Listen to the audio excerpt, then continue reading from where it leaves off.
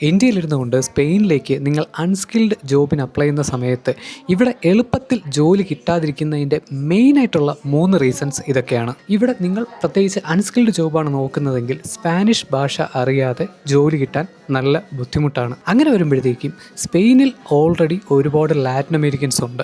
അവരുടെ മാതൃഭാഷ തന്നെ സ്പാനിഷാണ്. സോ ഇവിടെ ഉള്ള എംപ്ലോയേഴ്സ് അവരെ ആയിരിക്കും കൂടുതൽ പ്രിഫർ ചെയ്യുന്നത്. പിന്നെ ഇവിടെ ഇംഗ്ലീഷ് സ്പീക്കിംഗ് ജോബ്സ് ഒട്ടും ഇല്ല എന്നല്ല, ഉണ്ട്, പക്ഷേ കമ്പാരിറ്റീവ്ലി കുറവാണ്. പക്ഷേ അങ്ങനെ വരുമ്പോഴത്തേക്കുള്ള പ്രശ്നം എന്താണെന്ന് വെച്ചാൽ നല്ല രീതിയിൽ കോമ്പറ്റീഷനുണ്ട്.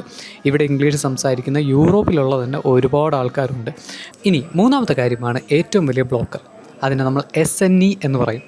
SNE എന്താണെന്ന് വെച്ചാൽ സിറ്റുവേഷൻ നാഷണൽ ദെ എംപ്ലോയോ. നിങ്ങളുടെ പ്രൊഫൈൽ HQP വിസയ്ക്ക് ക്വാളിഫൈഡ് അല്ല എങ്കിൽ, അതുപോലെ തന്നെ ബ്ലൂ കാർഡിന് ക്വാളിഫൈഡ് അല്ല എങ്കിൽ നിങ്ങളുടെ എംപ്ലോയർ കുറച്ച് അഡീഷണൽ പേപ്പർ വർക്ക്സ് ചെയ്യേണ്ടതായിട്ട് വരും.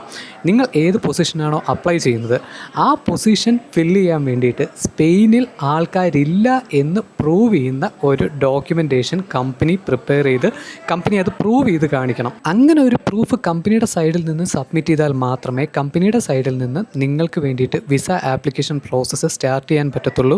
ആ തരുന്ന ഡോക്യുമെൻ്റ് വെച്ചിട്ട് നിങ്ങൾക്ക് വിസയ്ക്ക് അപ്ലൈ ചെയ്യാനും പറ്റത്തുള്ളൂ.